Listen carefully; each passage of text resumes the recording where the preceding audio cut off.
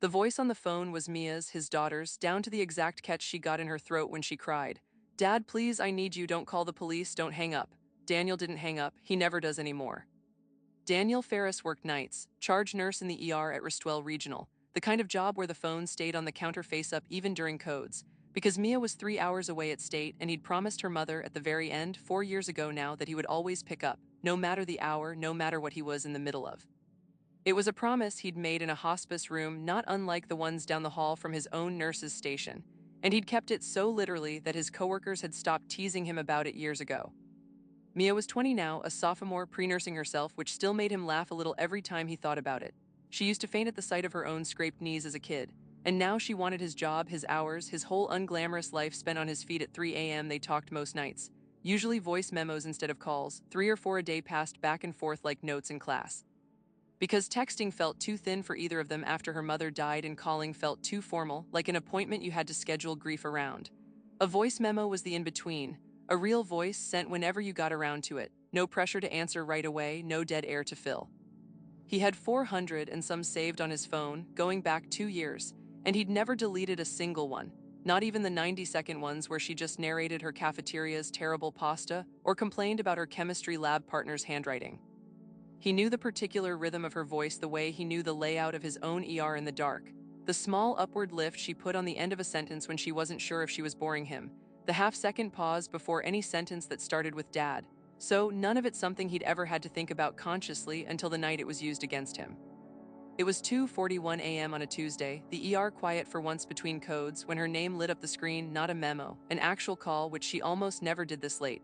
And he answered before the second ring finished, already halfway to the med room door out of pure reflex.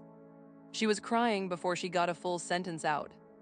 There'd been an accident, she said, not her fault. The other driver ran the light, but the other car was a rideshare, and the passenger in it turned out to be an off-duty state trooper's cousin.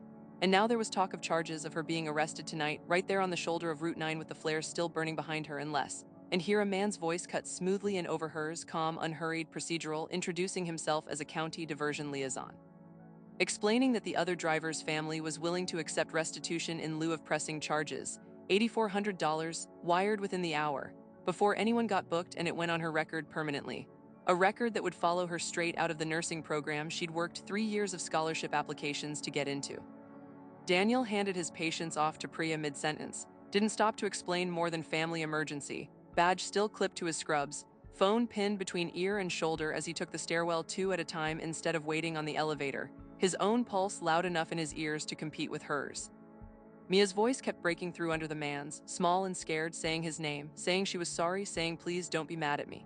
And the man kept saying that if he hung up to verify, if he called the police station himself, the on-scene officer would log it as noncompliance and book her immediately, that the window was closing fast, that he had a secure mobile transfer link ready right now if Daniel could just confirm the routing number on his end.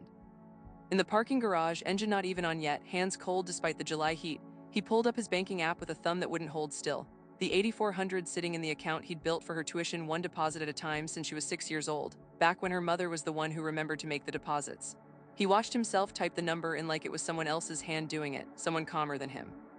Priya was outside the driver's window by then, having followed him down 2 flights without her badge, phone already in her own hand. Mouthing, "Call her roommate first, just try it, 30 seconds, that's all it costs you," and he waved her off without looking because he was already past that, already on the confirmation screen, Mia's voice still going in his ear underneath the man's, thin and frightened and completely, unmistakably hers. His thumb came down on confirm and nothing happened because there was no button, no bank, no garage. There was a soft chime instead, warm and out of place, and a woman's recorded voice said, "Simulation 14 complete. Elapsed decision time 94 seconds. Would you like to review your response?" Daniel opened his eyes to a padded gray room and the 2 colleagues supervising him, and the truth of it settling in under the sound-canceling headset.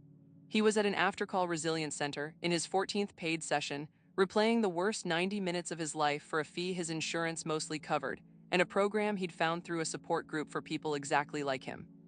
3 months earlier, the call had been real, built, investigators told him afterward, almost apologetically, from 11 seconds of Mia's own voice. Lifted clean off a public admissions interview clip her old high school had proudly posted to its website 2 years back, run through a voice model that needed almost nothing else to work convincingly. He had not been in a garage rehearsing that night. He had stood in the actual one, and he had wired every cent of it. And by the time he tried Mia's real number, the call just rang and rang. because she'd been sitting in a 200-level anatomy lecture with her phone silenced like she was supposed to, the way any responsible pre-nursing student's phone should be at 11 in the morning on a Tuesday. 21 minutes passed before she called him back, bewildered, fine, confused about the 6 missed calls stacked on her lock screen, and in the raw 21 minutes between, genuinely believing she might already be sitting in a holding cell somewhere. He had left her a voicemail he still couldn't fully account for, not just panic in it, but an ugly, useless question buried in the middle. How do I even know that was you? As if she were the one who owed him an explanation for surviving a call she'd never made.